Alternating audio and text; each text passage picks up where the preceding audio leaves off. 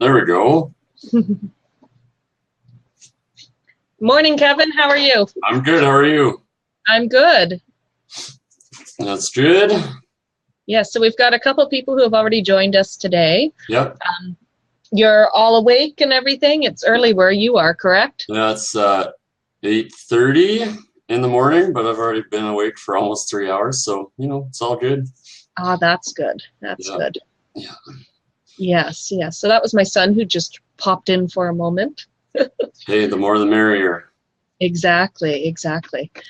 So we're going to talk about living a remarkable life today. Sounds good to me. Yeah, so we've had a few questions already. Tom in Boston wants to know, how do we live a remarkable life?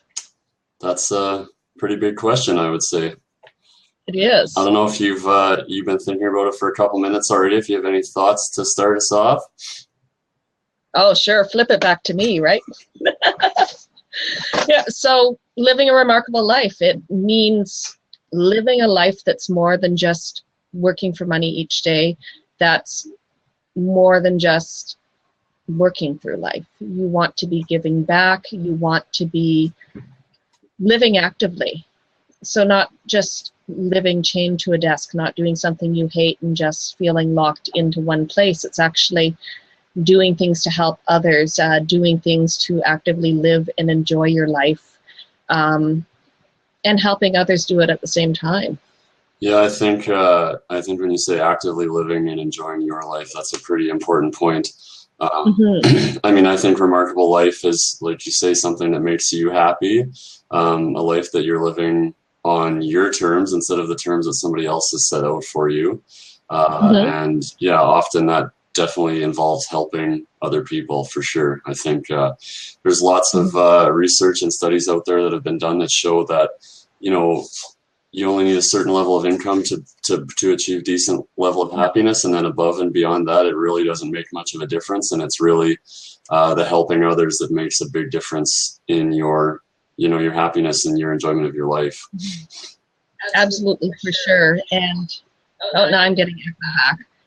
One of the things that I find too is that you don't have to be doing that as your full-time job necessarily. You can be doing whatever is remarkable in your life on the side. Yeah. So if your job is not something that you're fully passionate about, but it pays the bills and you like who you work with, then that's good. But you can finish finding that fulfillment, that self-fulfillment, by the things you do outside of your job. So taking part in volunteer activities, or leading a youth group, or even helping each other on social media and things like that. There's so many things you can do to really create an impact and provide not only self-fulfillment, but also provide assistance to others. And we're not talking about Band-Aid solutions where you're just donating food to a food bank, but actually helping people find ways to solve poverty, or find ways to reduce what they're spending on groceries each week, or to find better employment and things like that. So yeah. No, yeah, I think you're bang on. Everyone's in a different situation, and it's hard, in North America especially, I think, to maybe make it a full-time job for, doing things that are helping others, because we do have to earn a certain level of income to maintain our, standard of living. And for a lot of people, it can't be a full-time job. So I think that's a great point that, it's different for everybody. And how you go about, living a remarkable life. There's no set formula that you can follow. I think you just have to, start trying things and following your gut and your instinct to things that make you feel good that you're doing, and then see where it leads. Exactly. And it also can depend on what you have in terms of family or dependents too. Like myself, I'm coming with a husband and 4 kids. So that means what I need as a minimum to live or survive, to put that housing and food on the table, is going to be different from somebody who is single and doesn't have any dependents. So you're different than me. I mean, I'm not single. I have a girlfriend, but no kids, no mortgage, no debt. Fortunate financial position that's allowing me, I'm quitting my job to go all in on, trying to live a remarkable life for the next year and seeing what happens. But that's my situation, and that's something that I realize I'm fortunate that I can do. But again, it's different for everybody. So you just got to try and figure out what works for you and your situation, and start doing it. So tell me a little bit about what you're doing to live a remarkable life. How are you living a remarkable life? Well, I guess how am I currently living a remarkable life? I really, since I, came into adulthood or whatever, when I finished university and started working full time and earning money, I really have always preferred spending that money on experiences over acquiring, material possessions. And a lot of that experiences for me has been traveling around the world. I've been to 30 countries now, experiencing other cultures, meeting all sorts of different people, and then bringing those experiences back with me and, sharing them with others that I, friends, family, what have you. I've done some blogging, but it hasn't gotten too successful yet. So that's one way, just getting outside of North America and getting different perspectives on how, different people live their lives. It's quite a valuable experience, I think, and it'd be nice if everybody can do it, in my opinion. But, I do what I can to share that with others. So that's kind of in the past. Going forward, I've been kind of searching the last few years to figure out what exactly it is that I want to do more full-time, to contribute to the world, making the world a better place, following my passion, all that sorts of things. And it is around helping people for sure. I know I want to help people improve their lives. And I've bounced around from a few areas, from personal finance for a little bit to productivity. But now the area I'm really excited about and interested in is helping introverts kind of gain confidence and get more comfortable in sharing their unique talents and gifts with the world. I'm a fairly introverted person, but over the last 10 years or so, I've come out of my shell a lot more, so to speak. And I want to help other people do that, because I think, everybody's different in their life journey, but I think that some people,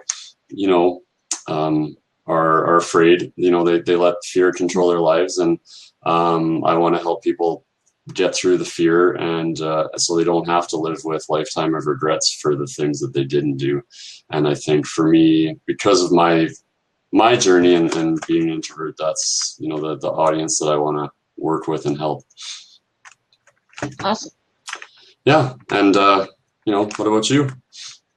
So I have been looking at things over the last several years, and it's when I realized that I could do more than just work day to day, that I could be more than just being a legal assistant or something else. So I've set off on a journey actually to help young entrepreneurs. And I'm actually launching a huge project where we're providing entrepreneurial experiences to youth aged 10 to 18, because we want to help them learn how to become entrepreneurs and intrapreneurs, and basically fight the overwhelming levels of youth unemployment that are throughout the world. There's like 60 million youth unemployed throughout the world, and that's no good. I look at my teens who are about to enter the workforce, and I think, what is out there for them? There's so many teens and new graduates who they can't find work, and I want to empower them to be able to create their own work where there isn't work that's already existing. Yeah. When you look over the last 10 years, everything has changed so rapidly. Like, look at this, we're talking from 2 different provinces about a subject that many years ago people wouldn't have even thought about. No. They wouldn't think about living a remarkable life because you went to school, you went to work, and you earned a pension, and then you retired. It wasn't about traveling. It wasn't about seeing the world. It wasn't about solving issues. Maybe you volunteered or were in a service club, but it wasn't let's make an impact, let's change the world, let's help others. Yeah. So that's really where I'm coming from. I want to have that impact, and my whole family's on board. It's great because I'm teaching my kids, and I've got 4 of them, so I have quite a handful here. Yeah. And I'm teaching them how to give back and help others. My youngest daughter, she's 10 now, but she's donated her hair twice to cancer. She's raised money for charity water to give people in Africa water that don't have clean water. And it's something that, to me, I also need to help spread the word so people know that in other countries, things like water is something that you have to walk 8 hours to get. And even then, it's not clean water. So that's the type of impact I want to have in the world. I want to teach others in countries like Canada and the US and other developed nations that we're so fortunate and blessed to have what we have. Yeah. We waste so much, whereas other countries are struggling with water. They don't have electricity. They don't have toilets. Yeah. Yeah. Like, dry toilets are a big thing nowadays, and they don't have them. And meanwhile, we have toilets that we're flushing, away liters and gallons of perfectly clean, drinkable water every time, right? Like, it's crazy. Exactly. And Charlene, I agree. We do want to teach that there is joy in giving and helping. Like that, I think, is both Kevin and I's one of our main goals, is to make sure that we're giving and helping and teaching others that it's not only self-fulfilling, but it's joyful. Mm-hmm. You receive joy, you receive pleasure for being able to help others. And being able to inspire others is just an absolute wonderful thing. Yeah, I agree. And I think, you talk about how this Living a Remarkable Life movement is fairly new. And I think you're bang on with that. The other cool thing I think that happens as, more and more people start going down this path and inspiring others, like you say, it just becomes this like snowball effect, so to speak, where you have more and more people seeing that this kind of life is possible, right? And it just inspires others and more, and it just grows and grows. And, it'll be pretty cool to see what happens over the next 10 years. I think with the media and the news media and everything, it's hard to stay positive sometimes because there's so much negativity in the news and everything like that. But when you're part of communities like this, and seeing all the positivity and the great things that people are doing, it inspires, like you say, inspires others. And it's just going to help humanity really on a global scale solve some really big challenges. But, I think we're capable of amazing things as a species. And if we can work together and help each other out, there's no limit to what we can do. Oh, absolutely. And I think it's just so wonderful that we can talk now as a global nation. And let's talk a little bit about millennials for a second. Millennials, the next generation that's moving into the workforce, they're already wired to think global. And they seem to be wired with that social good aspect already built in. So everything they're planning has that social good. How do you think that looks for the future? Well, I mean, I think you're bang on. Like, I'm 30, so I'm kind of just before that millennial generation, right? I mean, I do remember a time where we didn't have the internet and we didn't have things like this where we can talk, to people on the other side of the world, see them, and it's just like you're sitting, across the room from me. And that social consciousness also, like, it's something that this generation is growing up with from their very first memories. They've never known any other way. And, I think it's going to be incredibly powerful. You're starting to see it a little bit in politics as younger people are getting elected. They're starting to try and change some of the old ways, the old thoughts. The political system is still definitely dominated by older generation, entrenched, people with their special interests and whatnot, but it is slowly starting to change. And I think you're bang on that the technology and the attitudes of the younger generation is only going to help accelerate that over the coming years. And technically, Kevin, you are a millennial. Yeah, I barely I'm just a little bit beyond, but I feel I have a lot of millennial tendencies. You have a millennial soul? I have a millennial soul at 38. Yeah. So I'm technically a young entrepreneur based on some rules, because some people go up to 40. How crazy is that? I'm a young entrepreneur, but at 55, I could be a senior. Yeah. Yeah, and I want to comment on what Charlene just said there about millennials and having access globally. You're right. You know, we're very fortunate in the Western world, you know, North America and Europe and Asia, I guess, to some degree, to have this instant access for next to no cost, that lets us, you know, we have access to any information basically in all of recorded history like that. And we take it for granted. And that might be you know, for some millennials here, that's probably a bit of a challenge, that you take it so for granted because you've always had it. But the population, you know, there's a couple billion people in Africa and in India, you know, parts of Asia that don't have this access yet. But that's something that, you know, there's big projects underway to get access and get those places connected. And like, just imagine the new ideas and perspectives that those people are going to bring into the global community, like you talk about, probably, you know, within the next decade. I mean, even in North America, you look at what we can do now versus 10 years ago with technology. And I bet you by, you know, 2025, I don't even know. It'd be pretty hard to predict what kind of access there will be, but I think pretty much everyone on the planet should have access by that point, based on what I've heard about, you know, some of the things some of these companies are doing to try and get everybody connected. So let's back up for a second. Corinda wants to know a little bit about living a remarkable life. So to explain it again, living a remarkable life is not living an ordinary life. It's not waking up each morning, going to work, coming home, sleeping, and going back. It's not only doing your regular work, whatever you need to do to meet your basic needs, but it's giving back, it's giving forward, it's having an impact by helping others and providing assistance to others. Yeah, so I hope that answers your question a little bit, Corinder, sorry. There's so many ways you can do it. Hold on for 1 second, guys.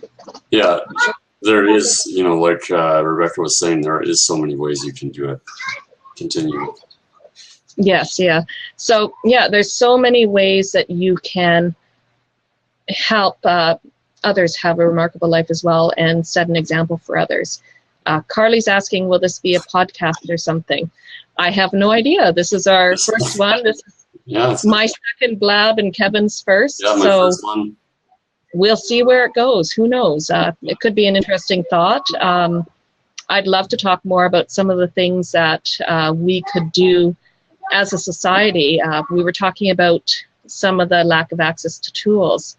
One of the interesting things I've saw recently are the solar lights, where not only can they charge the solar lights and have lights so people can learn in undeveloped countries in the evenings and things like that, but they can also plug in and charge their cell phones. Because a lot of developing countries, there is a huge amount of cell phone use, but they don't have electricity to charge a cell phone, so they have to travel quite a distance just to charge their phones, which is, to us, inconceivable. Yes, it's crazy. Like, how long can we go without our phones? How long until you get withdrawal, Kevin? I do month-long experiments, and I did actually do a no smartphone month earlier this year, and I left it at home, treated it like a landline, and you know what? Life went on. I survived. It wasn't actually that hard. I did do 48 hours the other day myself. I can go without it, but I do like having the access to be able to look up a recipe or find some information. I like having that instant access. It's not something that defines me, but I do like having it. Well, and I think, but you make a good point about the infrastructure. Like, you're right, the cell phones are basically everywhere, and that might be the way that, you know, these areas that don't have the physical landline infrastructure get the access to the information, but then if they can't keep that technology charged, like you say, you don't have lights in the evening, you can't read, your phone battery dies, well, there you go, you can't get access to that information. So those solar, especially in a place like Africa where they get so much sunlight, if you have, you know, self-charging solar stations that every household has or something like that, it's just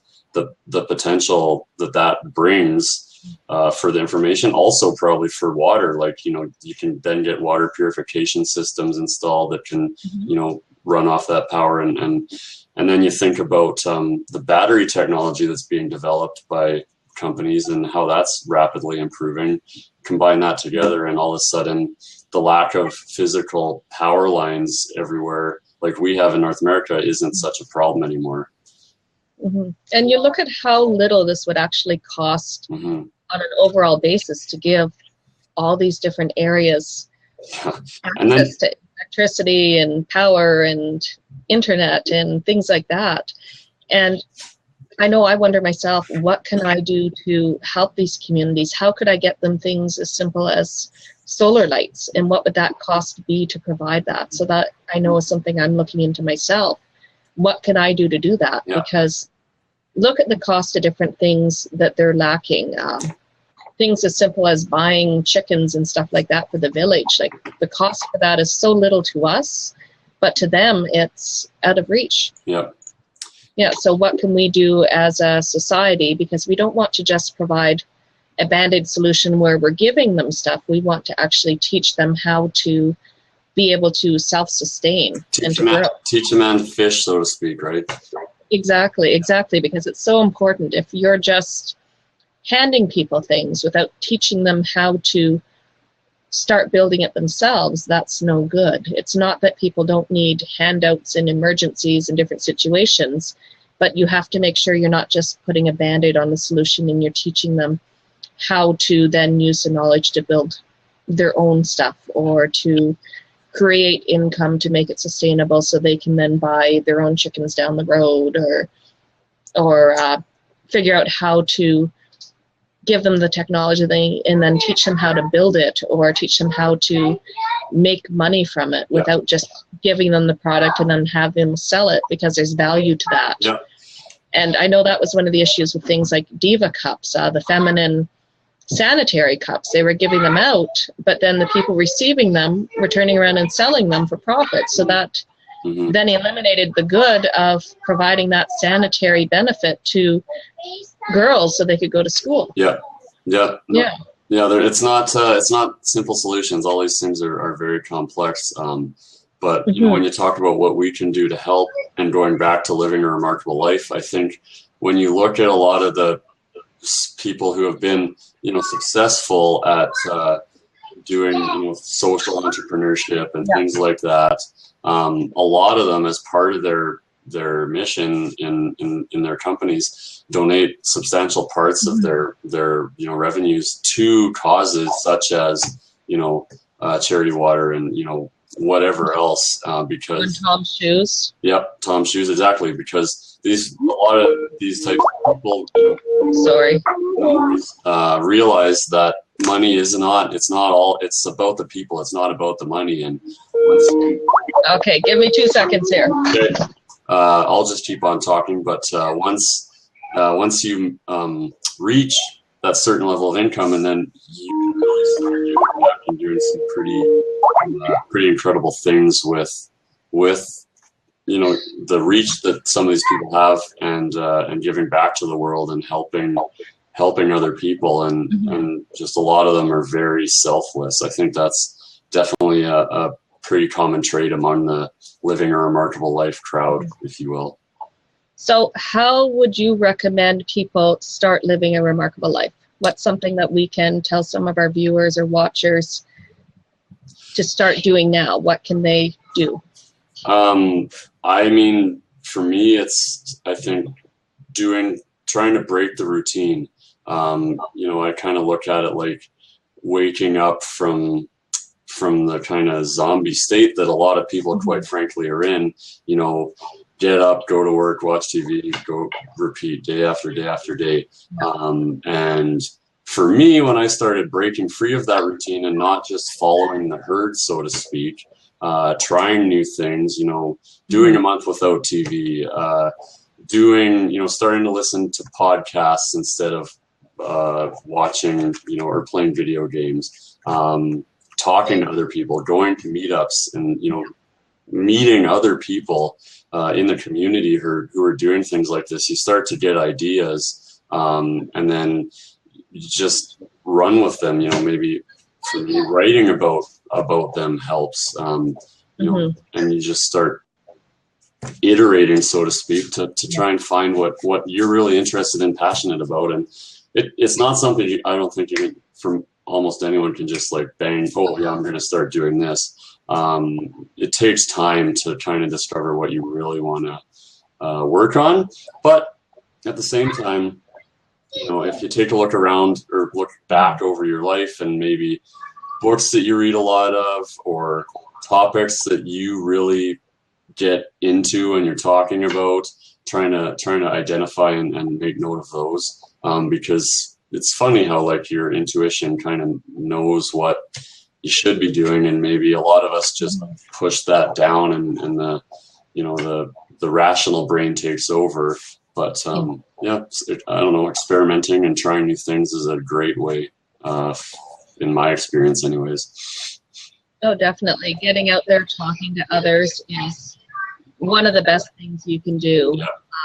One of the ways I know I found some of the things I was passionate about was getting out there and talking to other people. Mm-hmm. And you can start giving back, you can start living a remarkable life tomorrow. Am I all really fuzzy, funky sounding? Because I'm getting a lot of feedback on my end. Not too bad. Okay. Pretty good. So anyways, you can start like right now to start living a remarkable life, and finding what you're really passionate about may take time. It may take a day, it may take a month, it may take years. Yep. But it's something you can start tomorrow. Start reading. Go visit sites like Coexist or some of the Forbes articles. Look at what is happening in not only your community but in the world, and see what really bugs you. That's one of the best ways to find out what is a great path for you to look at. What really bugs you most. Carly, Coexist is a website. I think it's co.exist or something like that. If you Google it, it will come up. And they have amazing articles on all types of weird, bizarre stuff. Things like soccer balls that generate energy, vertical hydroponic farming, communities, just tons of amazing things that somebody out there thought of and created that can really change the world. Stop watching as much TV. That's something that really helps immediately.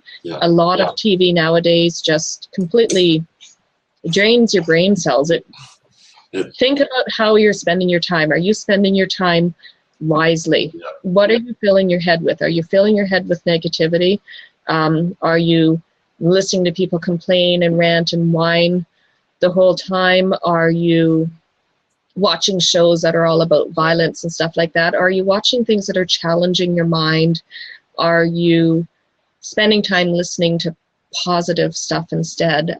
One of the biggest things about negativity, and if you work with negative people, or everybody that you're surrounding yourself with are negative people, they're going to bring you down, and they're not going to encourage you to live a remarkable life. One of the biggest examples I love is that of the crabs in a bucket. If you surround yourself with negative people, or a whole bunch of crabs, and you want to get out of living like a crab, they will keep pulling you down as you try and climb out of the bucket. So imagine a bunch of crabs in a bucket.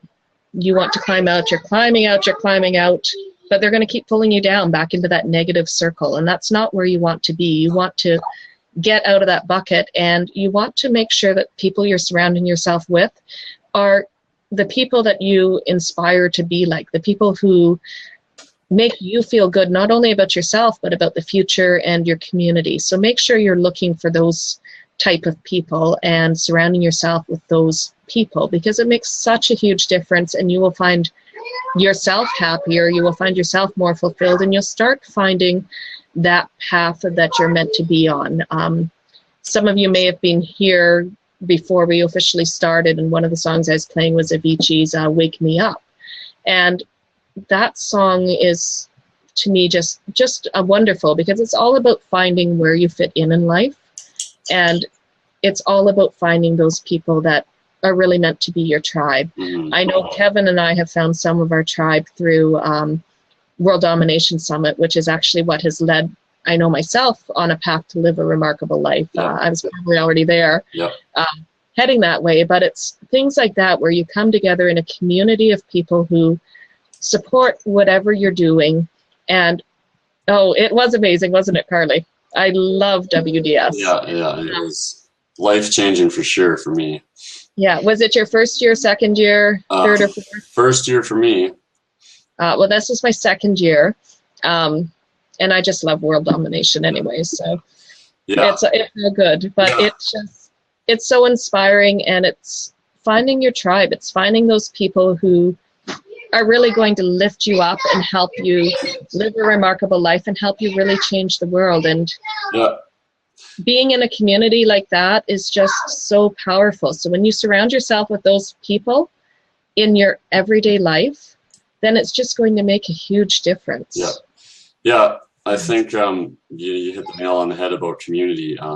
It's just so powerful. And I think in this day and age, we have the technology to interact online, and that definitely helps, but and it goes a long way. But if you can find that in your hometown, to find those like-minded people that you can actually physically spend time with and interact with in the real world, it makes a big difference. And you know, with sites like meetup.com, for example, I just started a Calgary World Changers meetup group on there, and I got like 25 members in the first 2 days sign up. So like, there's people out there that are looking for this, and it's actually pretty easy to find. You just have to go out there and be willing to put yourself out there. And like you say about who you're spending your time with, you hear, you know, the stat that you're the average of the 5 people you spend the most time with.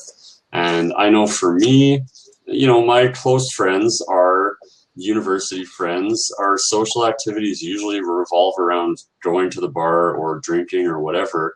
And we talk about the same 5 things basically over and over and over again. And I mean, they're good people and everything like that, but they're not as motivated as I am to live a remarkable life. And that, you know, as I've reflected on it over the last 6-12 months, you know, and I realize how much that's maybe held me back over the last few years, because I've been trying to do this for like 5 years, and now I'm really starting to gain momentum. And probably the biggest reason why is because I've really gotten engaged in community and spending time with other people and seeing the possibilities, because I'm meeting, you know, at WDS, I met some incredible people who are doing this full time, and it's like, okay, you know, they can do it. I know I can do it. And it's amazing the power that can have on your mindset. It just creates that shift, and it's it's incredible. Yeah, and know it's okay to do things as a side hustle. Like myself, with all my dependents and everything else, I am actually starting a full-time job on Monday, but I'm starting it with a company that's allowing me still to do my feel good, my give back, my teen program in the evenings and weekends when it's designed to run. So you can still do that. And other things you can do to start finding your path or living your remarkable life, you can volunteer in your community. So check out things like food banks or libraries or shelters. Whatever you're interested in, you can be helping out education, and like there's groups for everything in your local town. So start meeting them, find out where you fit, because maybe there's an organization out there that seems like it might be right for you. So check it out and see if it is. If it isn't, go to a different one. Serve on a board. Learn how to run a board meeting if you need to. Learn how to start making changes. Go to different walks and fundraisers and just find out what's going on. It's a great way to find people who care about their community. Well, I guess we've been an hour, so should we end this here? Yeah, it's up to you. I'm good to keep going for a little bit longer, but I mean, I know you got the kids like there, and I'm down to one kid today. oh, you're only with one. Well, that's not too bad.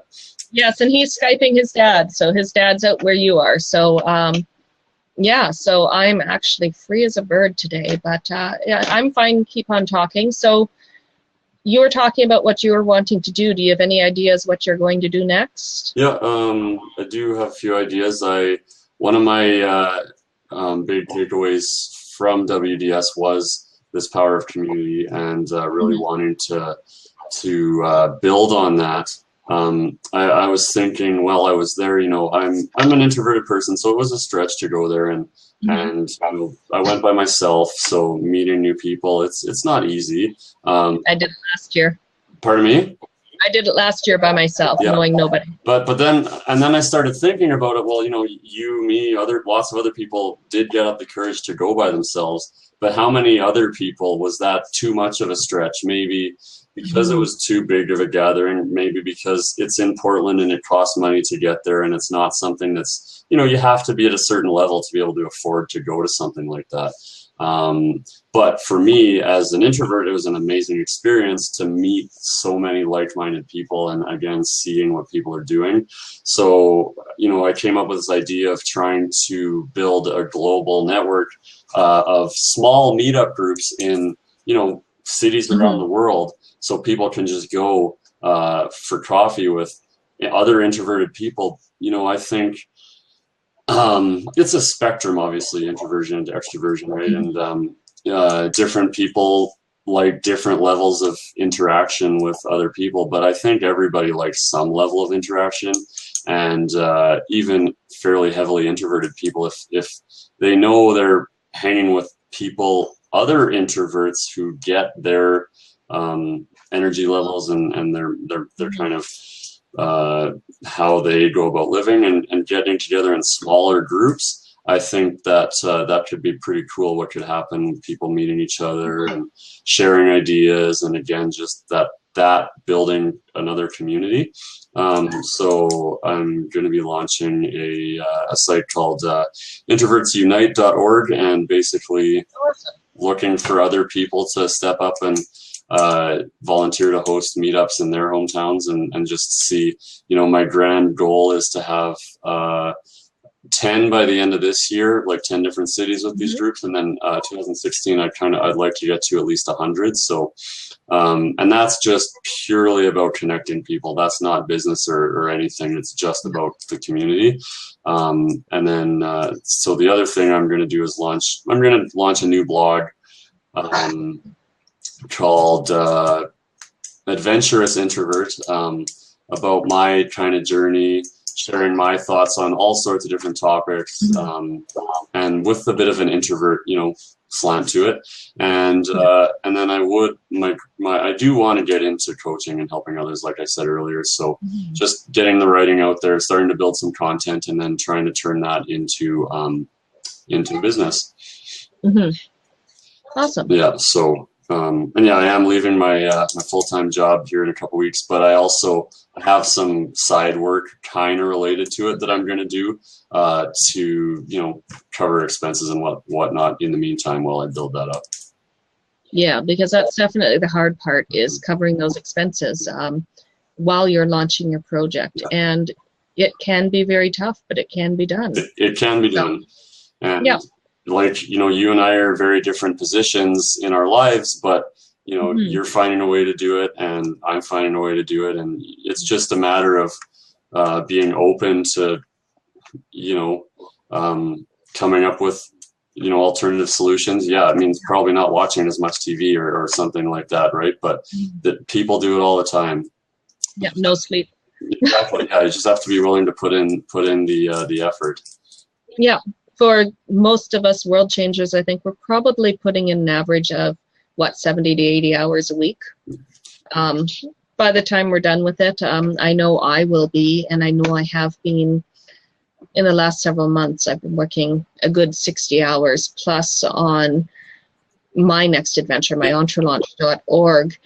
And it feels good. It doesn't feel like work when you like what you're doing. And that's the best thing. That's when you know you're doing the right thing and you're heading on that path to living a remarkable life, because you're liking what you do, you're loving what you do, and you can't wait to wake up in the morning. Yeah.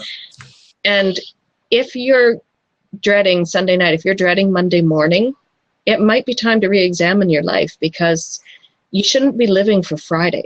No. Living for Fridays is the worst thing in the world, and there's nothing that's going to bring you down more than living only for Fridays or living only for the weekend. Yep. You need to be enjoying life the rest of the week. And yeah, you may have to work. You're going to have to work, and you're going to have to work hard. Yep.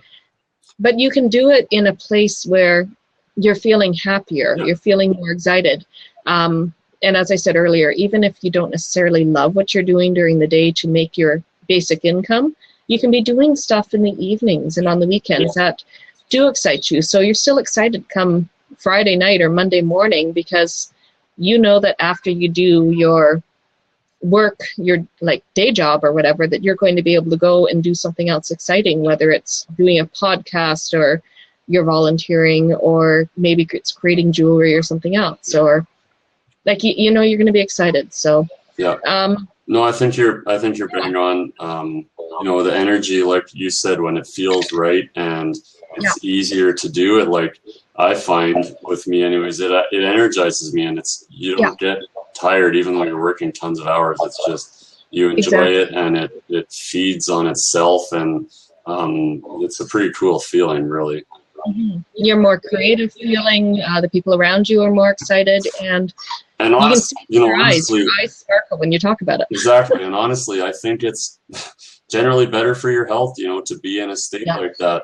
The people that are, like you say, dreading Mondays and only working for the weekends, that mental state is not healthy in the long term, I don't think. And like, you know, you said, if you can get a side project going, that's what feeds your soul and your energy, I think health-wise it can make a huge difference. And Rick's just made a comment here. Yes, we do have to meet our basic income. That is definitely a requirement, but it doesn't mean that we have to be doing something that's extremely bad. If you're not happy in what you're doing, it may be that you need just a change of workplace, or maybe you need to seek a different responsibility.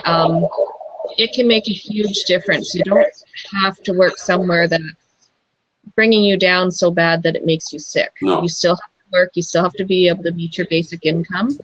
But there are definitely ways to make that better. Yeah. You don't have to work with that person that is basically verbally abusive to you, or that is so negative in all their dealings that it just makes you sad. That's not on Skype. I know. This is my 7-year-old here. You want to say hi? Hey. Say hi. Okay, go finish your work. That's my youngest one. He's decided to Skype all the family members today. Oh, that's good. It's important to stay in touch with the family. It is. And since everybody's off traveling right now, it's very nice for him to do that. So, Rick, I am glad you asked that question, though, because, yes, we have responsibilities. We can't just go after our passions without some type of plan to support us, but we can definitely find ways to do it.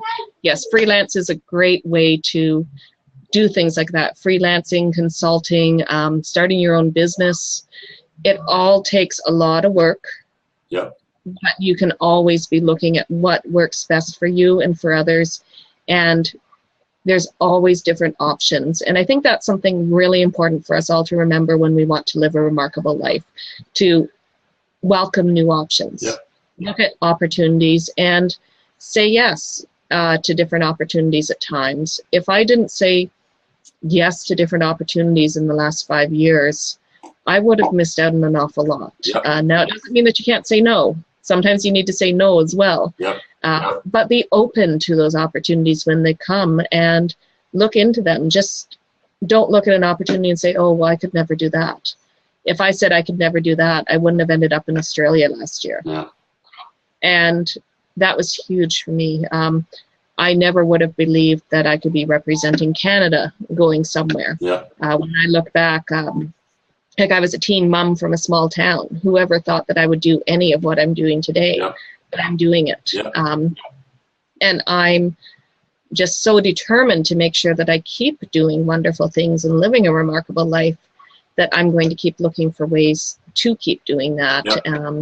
Yeah. And I mean, I don't think either of us would say it's easy, right? But oh, definitely not. and there's certainly risk involved, but the payoffs that you can achieve by, you know, living a life on your terms that is more remarkable, or just, you know, your quality of life and your mental state are just going to be so much better than if you just stay in the status quo because it's easy, even if it's eating away your insides, right? Like, yeah, it does involve stepping outside the box and thinking creatively and coming up with new ideas, and it's certainly not easy, but if you're willing to put in the effort, I think it's a no-brainer almost. It's just the payoffs are just so rewarding.